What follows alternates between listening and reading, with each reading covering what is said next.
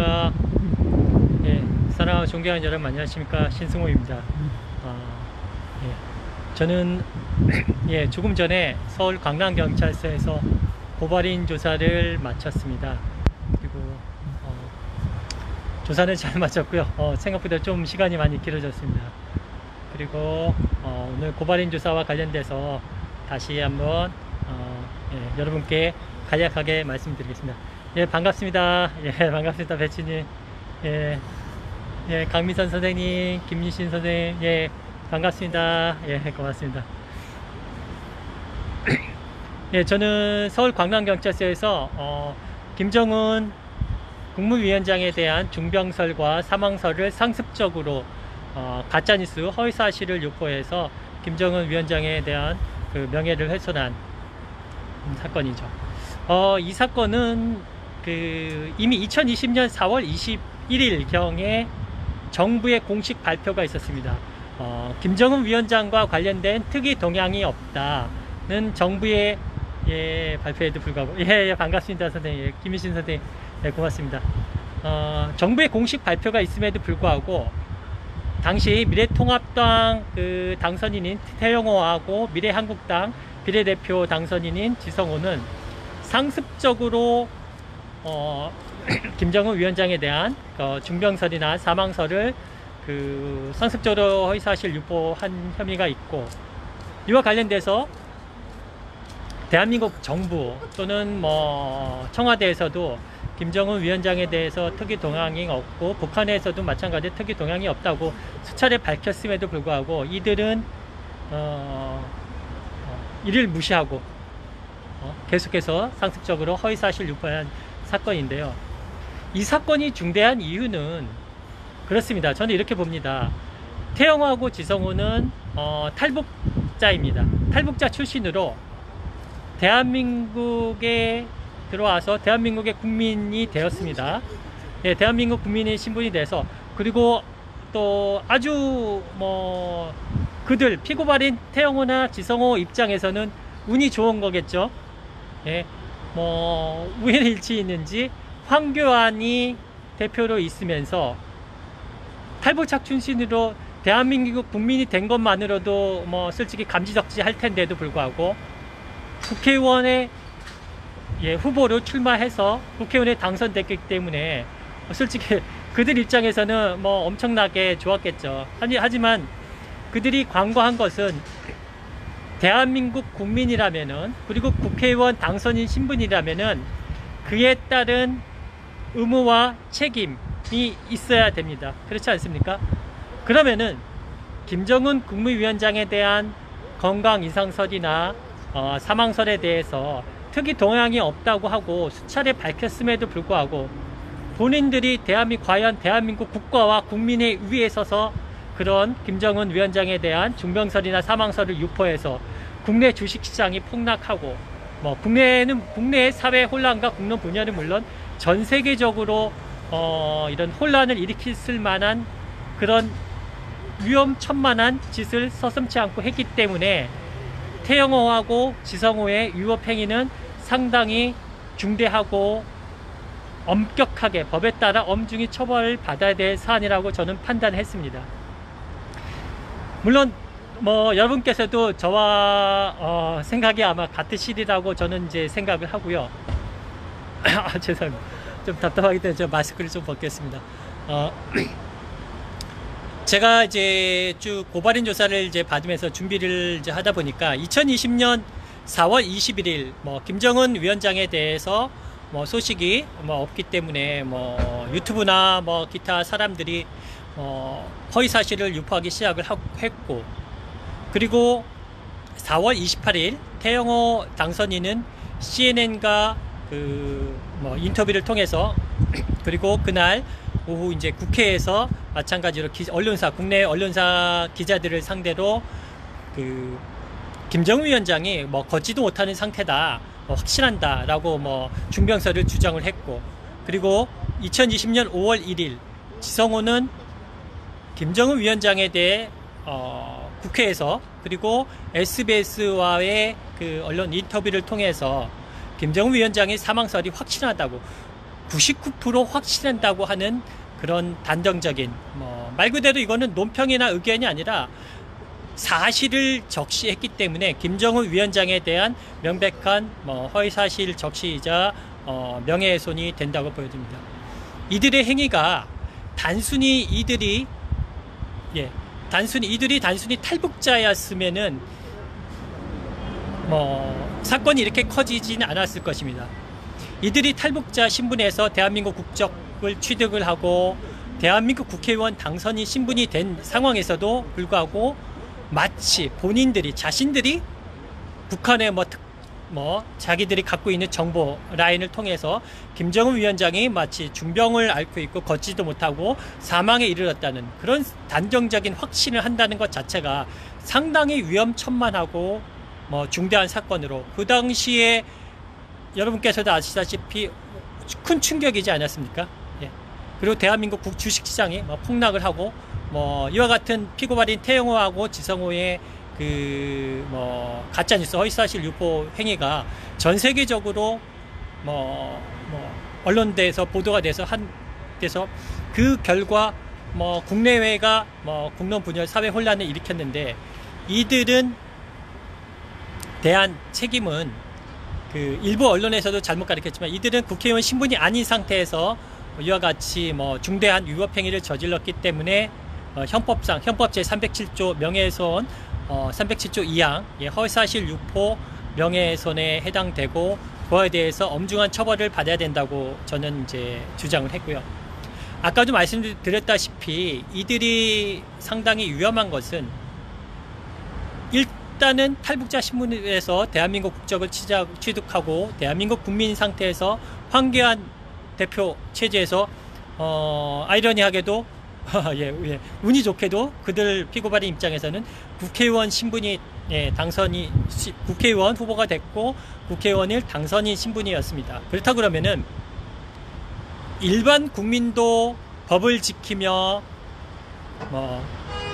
대한민국 국민으로서 본인의 행위에 대한 그 법적 책임과 의무를 다해야 될 그런 막중한 책임과 의무가 있습니다.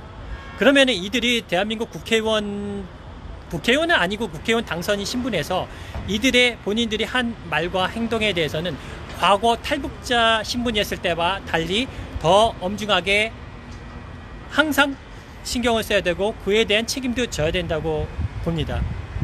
그럼에도 불구하고 이들은 김정은 위원장에 대해서 중병설을 유포하고 사망설을 확신한다 그렇게 주장을 했기 때문에 다수의 언론사와 함께 또 미국 CNN 인터뷰 또는 SBS 방송에 출연해서 그와 같은 허위사실 유포한 것은 이들이 여러분께서도 아시다시피 국회의원 당선인 신분에서도 이렇게 국가 국민을 무시하고 그렇죠. 청와대에서도 밝혔고 정부에서도 밝혔는데도 불구하고 본인들이 나 잘났다 내 주장이 맞다라는 식으로 하면서 대한민국 국가를 무시하고 국민을 무시하고 그 위에 올라서 가지고 본인들이 하고 싶은 말 다 했다는 것에 대한 거는 엄중한 책임을 져야 된다는 사안으로 보여집니다.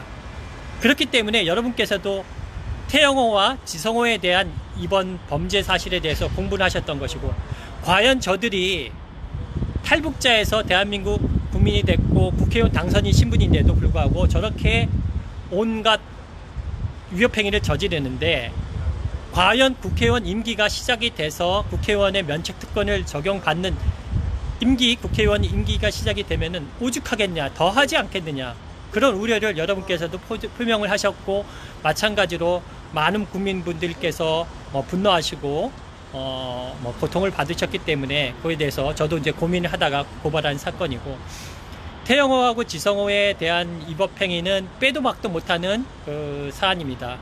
워낙 많은 증거들이 있기 때문에 이들에 대해서는 엄중하게 법적 처벌을 받아야 될 것이라고 저는 강력하게 주장을 했고요. 그와 관련돼서 증거 자료도 많이 제출했습니다. 그래서 오늘 고발인 조사를 하다 보니까 태영호에 대한 공직선거법 위반, 공직선거법 제106조 1항 호별 방문에 제한, 강남 서왕서를 선거운동 기간 전에 선거운동 기간 전에 선거운동 복장을 하고 방문해서 공직선거법 위반 사건도 제가 이제 언급하면서 같이 좀 조서에 고발인 진술조서에 추가적으로 이제 기재를 했는데요.